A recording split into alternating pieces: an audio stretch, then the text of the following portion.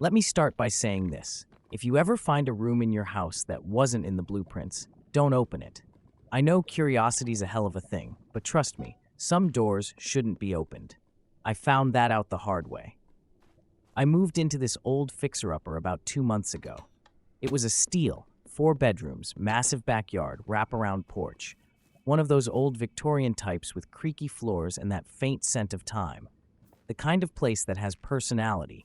I wanted to flip it and sell for a profit. That was the plan. Everything was going fine until I started fixing up the study. The room had floor-to-ceiling bookshelves, and most of them were empty except for a few ancient-looking hardcovers. When I pulled one of the shelves away from the wall to repaint behind it, something weird happened. It clicked, like a latch or gear catching. I thought it was a broken bracket, so I pushed against the shelf, and it moved.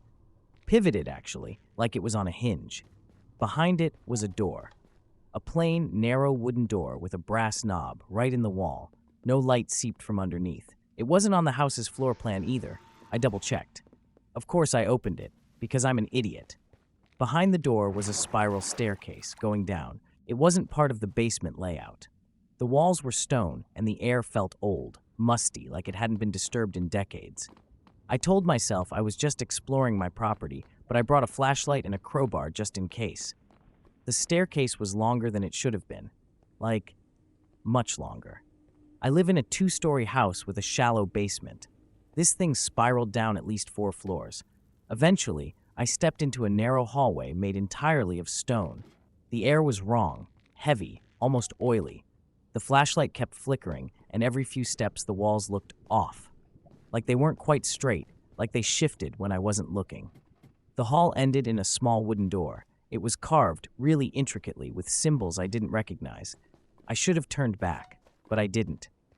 When I opened the door, I found the room. It was small, maybe 10 by 10 feet, stone floor, no furniture, no light fixtures, just walls and carvings. The walls were covered in writing, every inch carved deep into the stone as if someone had spent years doing it by hand. Some of it was in English, names, dates, phrases. Others were symbols, things I didn't recognize, things that made my skin crawl just looking at them. In the center of the room was a chair and a tape recorder. Yes, like the old school cassette kind. It had a label on it, Play Me. I did. Of course I did. The voice on the tape was a man's, calm, but strained. It sounded like he'd been talking to himself for a long time. If you're hearing this, you found it. I tried to seal it, but the house doesn't like that. The room wants to be found. It's not a room, really. It's a mouth, a hole, a memory. You've seen the carvings. Good. Read them. Try to understand. Try to remember. It feeds on memory. It wants your thoughts, your past. That's how it lives. If you stay too long, it takes things, faces, names, then more. Eventually, it takes you, not just your body, your you-ness, yourself. It took my wife, my kids, my name. I don't remember their faces anymore. I live in this room now because if I leave, I spread it. Then the tape cut off, and I swear to God the air in that room shifted. I turned to leave, but the door was gone. Just gone. I was staring at a wall that hadn't been there before. Same symbols, same writing. The chair was still behind me, the tape recorder too.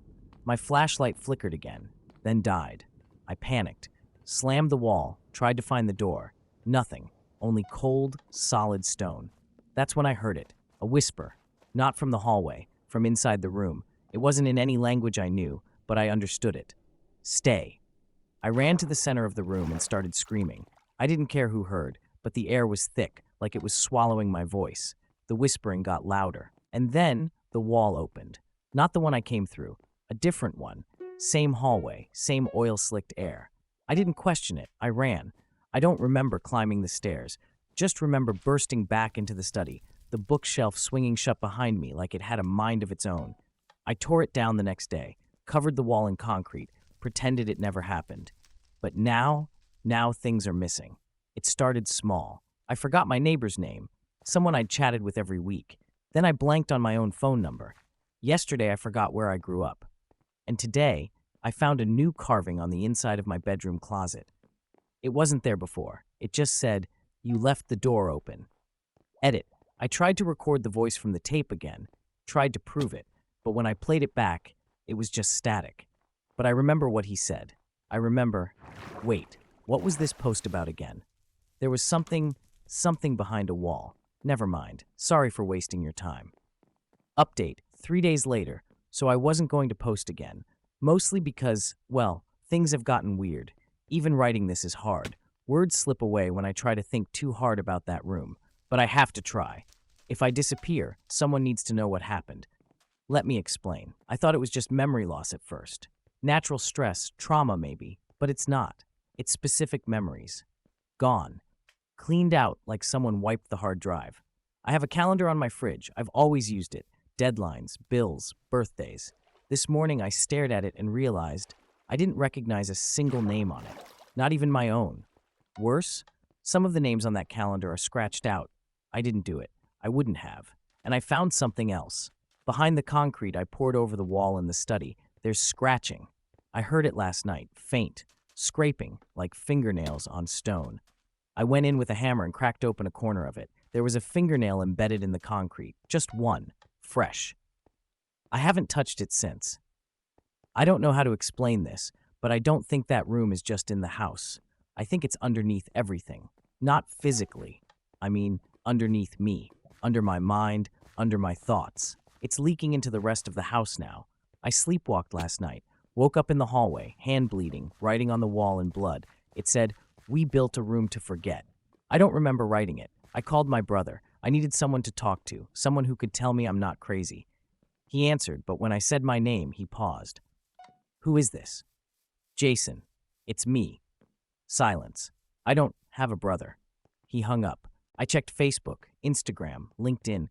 Every trace of me on the internet was gone. Not deleted. Never existed. My name is Jason, but I don't think that's true anymore. I think the room is taking me apart. Update. 1 week later, there's a mirror in my bathroom that faces the hallway. Last night, I caught my reflection walking away while I was brushing my teeth. It didn't turn back. It disappeared around the corner. When I ran to the hallway, nothing. This morning I woke up with dirt under my fingernails and stone dust on my sheets. I think I went back to the room, but the bookshelf is still gone. The wall is still solid concrete. So how? The whispers have gotten louder. They follow me now. In the hum of the fridge, the tap of the rain. Always the same message, finish the room. I don't sleep much anymore. But when I do, I dream about other versions of this house. Some are rotting, sunken in black swamps. Others are on fire, but no one burns. One is upside down. The worst one? In that dream, I am the room. People walk inside me, scratch messages on my ribs, burn candles in my lungs. I want to scream, but there are no lungs anymore, just walls. I woke up from that dream screaming, but there was dirt in my mouth and the taste of stone. Last post, I think. If you're reading this, I need you to do something. Check your house. Check behind the shelves, the attic, under the stairs.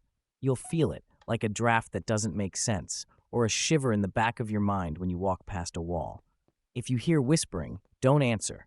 If you find a room that shouldn't be there, don't go inside. If you've already been inside, don't forget your name, because that's how it starts. Jason? No, that's not right. Who am I?